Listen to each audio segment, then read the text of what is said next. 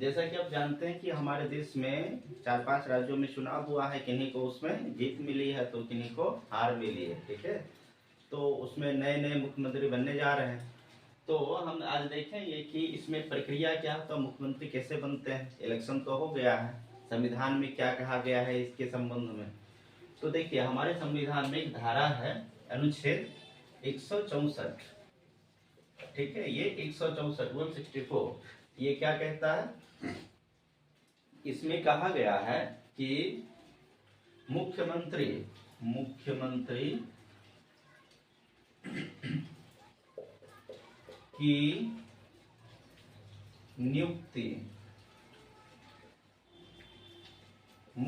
की नियुक्ति राज्यपाल करेगा।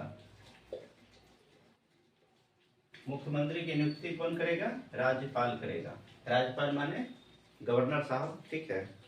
तो देखिए अब यहाँ पर यह है कि मुख्यमंत्री की नियुक्ति राज्यपाल करेगा। इसका मतलब क्या ये है कि राज्यपाल किन्हीं को भी मुख्यमंत्री बना दे? नहीं, ये ऐसा बिल्कुल नहीं। वो मुख्यमंत्री उन्हीं को बनाते हैं या बना सकते हैं जो विधानसभा चुनाव में बहुमत प्राप्त दल हो और उस दल के नेता को ही ये मुख्यमंत्री बना सकते हैं। यानी कि जिस दल को विधानसभा चुनाव में सबसे ज्यादा सीट मिला हो, बहुमत प्राप्त किया हो या सबसे बड़ा दल हो, उसको। अन्यथा जो गठबंधन, आज के समय में गठबंधन का भी सरकार चलता है, तो गठबंधन जो बनाया गया हो तो गठबंधन के जो नेता हो उनको ये मुख्यमंत्री बना सकते हैं, ठीक है।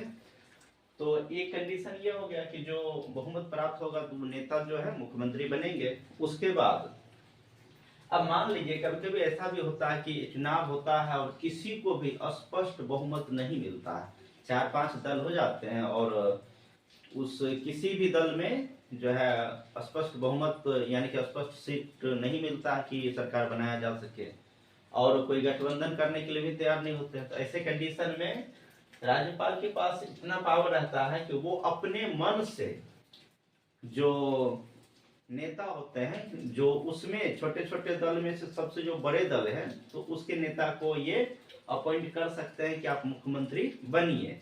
हाँ, कुछ समय सीमा रहता है। वैसे परंपरा ये रहा कि 1 महीना का समय सीमा उसको होता है कि मुख्यमंत्री बना दिया जाता है, नियुक्ति कर दी जाती है। उसके बाद उनको कहा जाता है कि आप बहुमत साबित करें, ठीक है।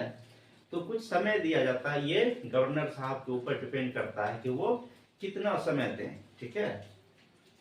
लेकिन हाँ ये है कि 1 महीना से कम का ही समय मिलेगा, ठीक है। उसके बाद अब मान लीजिए अभी तो जो हमारे देश में कुछ राज्यों में चुनाव हुआ है उसमें इस प्रकार की कंडीशन है नहीं, उसमें स्पष्ट बहुमत है। तो उसमें जो नेता होंगे, जो आला कमान के द्वारा जो पूरा मंथन के बाद जो निचोड़ निकलेगा उनको बना दिया जाएगा मुख्यमंत्री। अब देखिए कि इनका कार्यकाल क्या होता है। तो संविधान में जैसा कि प्रावधान है तो इसमें कुछ स्पष्ट नहीं कहा गया है कि हमारे देश में जो राज्य सरकार में जो मुख्यमंत्री होते हैं उनको कितने दिनों के लिए मुख्यमंत्री बनाया जाता है। ऐसे चर्चा में हम लोग कह देते हैं कि 5 साल के लिए होते हैं, उनका कार्यकाल 5 साल होता है, लेकिन नहीं, ये गलत है। उनका कार्यकाल निश्चित नहीं है, वो 5 साल भी रह सकते हैं। उसके बाद इलेक्शन फिर से होता है और इलेक्शन के बाद तो देखने को मिलता है फिर से बनते हैं। तो उनका एक कार्यकाल देखा जाता है कि 5 साल का है, लेकिन ये फिक्स नहीं है, ये निश्चित नहीं है। हाँ, तो आप कहिएगा तो कितने दिनों तक बने रहेंगे, तो वो तब तक बने रहेंगे 5 साल के अंदर, तब तक बने रहेंगे जब तक कि उनके पास बहुमत रहेगा, समझे। यानी कि जो संख्या रेखा होता है, संख्या रेखा से ऊपर विधायकों का समर्थन जब तक उनको रहेगा तब तक वो मुख्यमंत्री बने रहेंगे और 5 साल बाद फिर से विधानसभा चुनाव होगा। अगर मान लीजिए कोई आज मुख्यमंत्री बनते हैं और कल अगर उनके पार्टी का ही समर्थन उससे चला गया तो फिर उनको रिजाइन करना पड़ता है, ठीक है। ऐसा है प्रावधान हमारे संविधान में।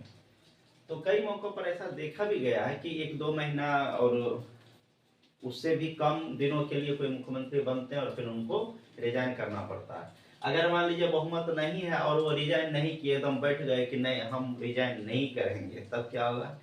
तब होगा ये कि राज्यपाल जो जो उनको नियुक्त किए हैं वो उनको बर्खास्त कर देंगे, और बर्खास्त कर देंगे तो ये तो अपमानजनक होगा भी, और उनको पोस्ट तब भी छोड़ना पड़ेगा। तो ये देखा जाता है कि वो पहले रिजाइन ही कर देते हैं। ठीक है।